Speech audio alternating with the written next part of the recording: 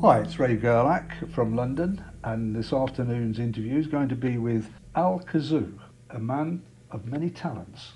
Good day. Where do your ideas come from, Al?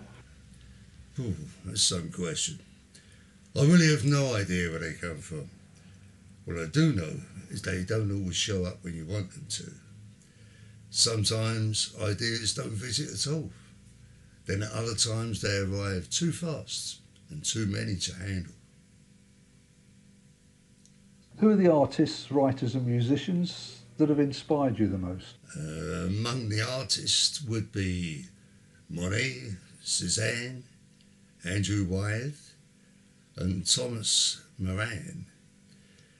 Writers, to name it a few, I'd say Hemingway, Tom Robbins, Italo Calvino and John Healy. Musicians, Tony Joe White, Fred Neil, my old friend Freddie King, and Shostakovich.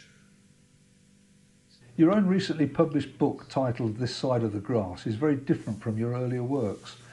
Why did you write these 3 new stories, and who do you hope will read them? I guess they were just out there somewhere waiting to be written.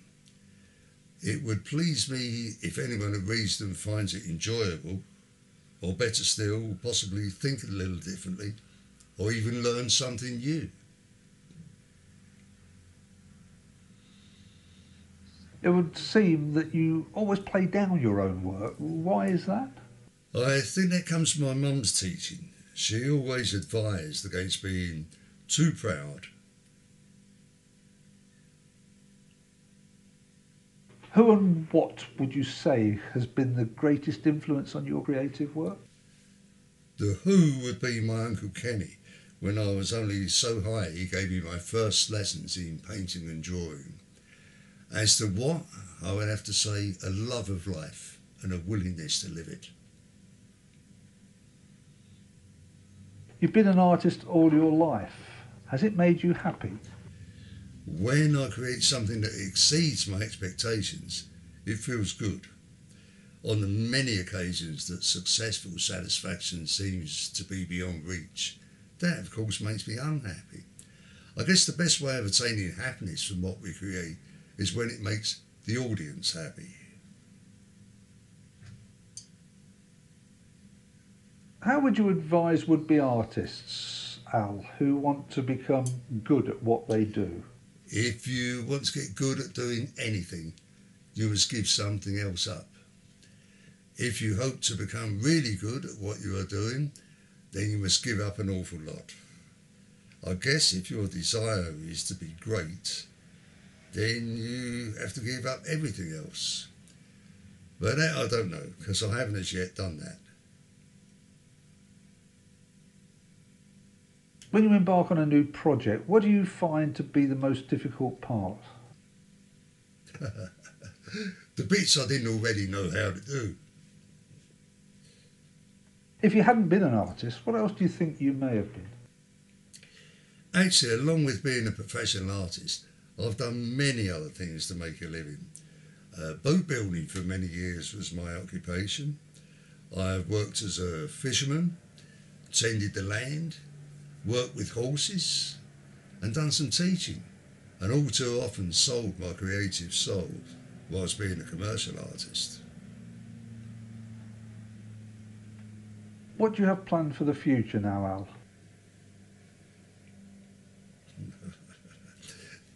I was once told if you want to make God laugh, just tell him your plans.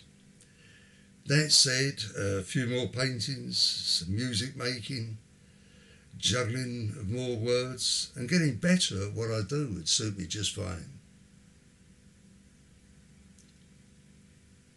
If you don't mind me saying so, you've been around for a long time, Al, and have travelled all around the world. What has inspired you the least? The least? Being locked up, not being able to see the sky or hear birdsong. And the most? Crikey. Probably the Rocky Mountains, riding a fast horse, blue water sailing, lovers, and anywhere that the ocean meets with the land. Your artwork is immensely varied. Sometimes it features sea and landscapes. On other occasions, it's very figurative. At other times, your work is entirely abstract. Do you find it easy to work in so many different ways? I merely make pictures. I seldom plan them out. It has long since been my belief that when confronted with a blank canvas or sheet of paper, that the picture or story is already there and it's just waiting to be released. The characters in your books are always believable. Each one of them varies in tone and language. How do you go about creating these characters? Firstly, I'll give them a name and imagine what they look like. Then I get to know them well enough that I know how they think and would react in any given situation. Then it's just a matter of living out the part. I suppose it's a bit like being an actor, really. In your own opinion, what would you say is your best piece of work? Hopefully the next one. Do you have any advice to give to young or aspiring artists? Yeah. If you wish to become rich or have an easy life, choose a different path. If you're willing to put up with the hard work and can live with the loneliness, heartbreak and ridicule, then maybe it's the life for you. The rewards of being an artist are many, but I have no words to say what those rewards are. But when you find them, they're impossible to give up. Art is a beast that can never be tamed. Live with it. Try to become friends with it. If you're up for it, I wish you luck.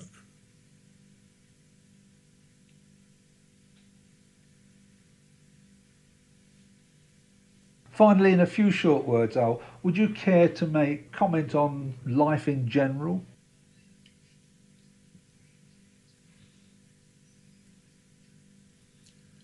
I think the life of each of us can be seen as a massive jigsaw that we're compelled to complete. Sometimes there are not enough pieces, other times there are too many.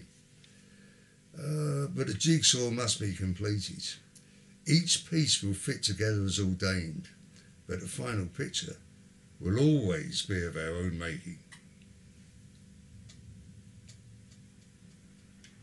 Well, thanks very much, Al, for that very detailed and informative conversation. Thank you. Goodbye.